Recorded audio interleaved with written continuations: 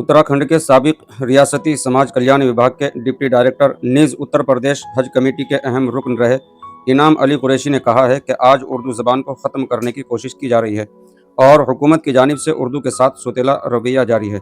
इनाम अली कस्बा मीरापुर के महल्ला मुश्तरक में अपनी रिहाइश पर डॉक्टर ताहिर कमर के एजाज़ में मुनक़िद एक इस्तकबालिया तकरीब से खिताब कर रहे थे। उन्होंने मज़ीद कहा कि जहाँ एक तरफ उर्दू की बदहाली के लिए हुकूमत उत्तर प्रदेश ज़िम्मेदार है, वहीं दूसरी तरफ मुस्लिम तबका भी उर्दू के साथ वो सलूक नहीं कर रहा जिसकी वो हकदार है। उन्होंने लोगों से अपील की कि वो अपने बच्चों को उर्दू की भी तालीम ज़रूर दिलाएं ताकि आने वाली नस्लों में उर्दू ज़बान को मुंतकिल किया जा सके और इसके ज़रिए से हमारा दीनी सरमाया भी महफूज रहे।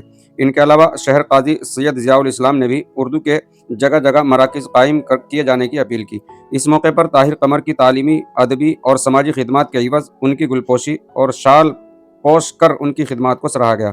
इस मौके पर मोहम्मद मुस्तकीम, डॉक्टर आरिफ, डॉक्टर साकिब, इफ्तिखार कुरैशी, हाजी मुन्ना, जाहिद फरीदी, मोहम्मद हातिम, सुभाष सिंह, मोहम्मद सादिक, हाफिज़ इमदाद, अजीमुल क़द्र, अब्दुल्ला वगैरह खुसूसी तौर पर मौजूद रहे।